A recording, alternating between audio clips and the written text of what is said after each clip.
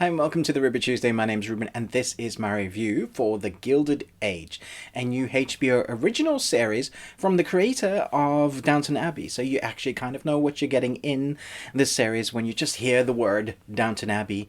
But it does have a different feeling. It has a different tempo and a kind of a different pace, I guess.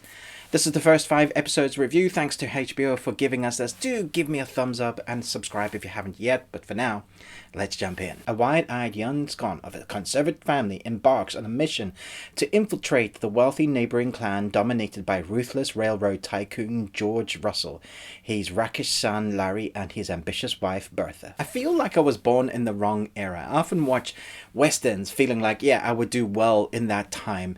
And I often watch things like Downton Abbey where I go, man, I miss being suited and booted, really the old style clothing. And sometimes I feel like there's this untalked about thing where guys aren't meant to watch this type of series.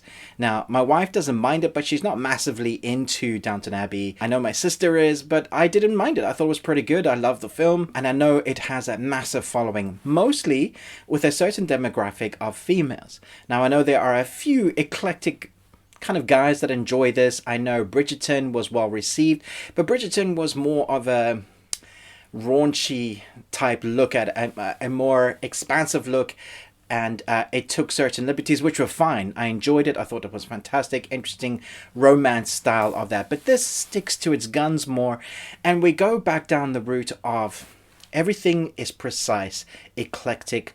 The way you speak is often war. You get that in this, in nuances, subtleties.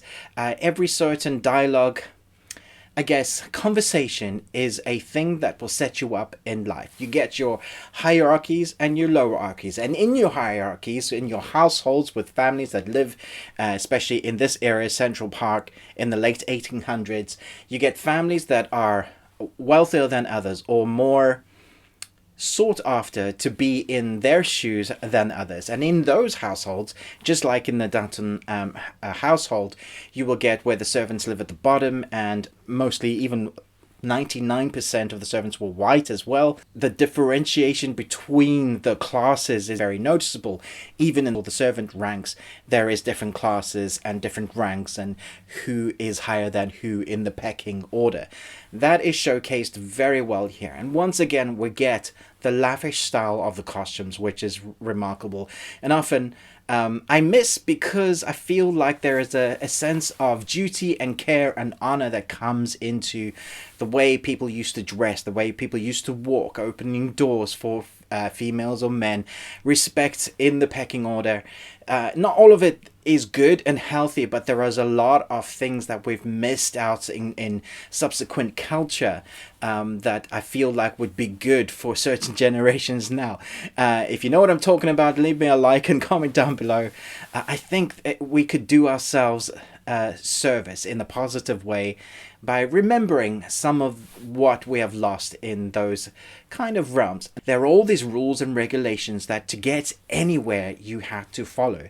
And what happens in this series is exactly the same as that. So we have multiple families in this, as Central Park is being built, there's like as the Statue of Liberty is in parts, that's all coming together. It's very interesting watching history unfold in this time and place. And I thought the acting is phenomenal. And I also think it's a different style of acting. Apart from how they speak and the wording, it's very subtle. You can get all the emotions, the emotional range, and things unsaid in the conversation in a few lines of dialogue. And that actually takes quite a bit of skill in acting to portray that. Not everybody can do that. I don't think every actor is able to do that. But the cast that has been chosen here, especially our main protagonist, we have 2 families on either side of the road. They don't want to see eye to eye. We have those younger generations that are wanting to build up and move forward in history. Right from the beginning, there are multiple pathways and stories that I think you will be interested. The arc, if you will. The IMDb review doesn't really give justice to what's actually going on, because not necessarily how they've mentioned this one family to be tycoon. I actually end up really liking that family, even though they have money and they've moved in. They are almost the underdogs moving into this society, and I always root for the underdogs. And then we have the lady of color who is trying to be a writer, and you can imagine what she has to go through. And then you have the woman who's alone. Her family has just died, and now she's moving in with her aunt, and she kind of has nothing, and she is a very free-spirited woman. And so you have all these eclectic, interesting characters, but there are definitely those that you will immediately love to hate, or those that are the viper in the nest that you know if they're kept around, they're going to end up causing a lot of trouble, and they do, and that is fun. I would say there was an emotional punch that I wasn't expecting, or even saw it coming, for the way I reacted in episode 3. And I thought, wow, if that's doing that already in this series, I feel like this series is going to have quite a bit of longevity, like Downton Abbey. But you can imagine the scale, the production value of putting together something like this.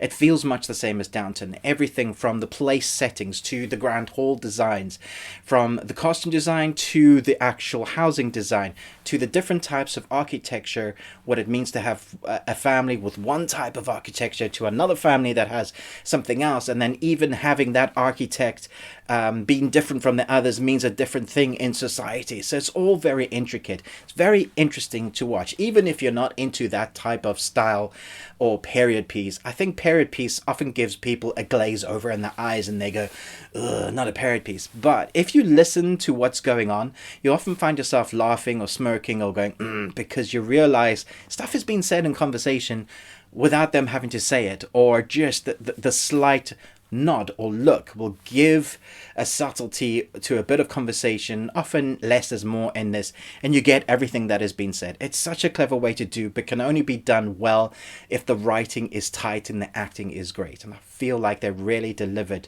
that in this series. I'm thoroughly enjoying it. I was very, very impressed with this. I'm looking forward to what happens with the rest. Heading straight to a 5 out of 5 for Nicolas Cage. Obviously, I'm not going to give a full rating yet.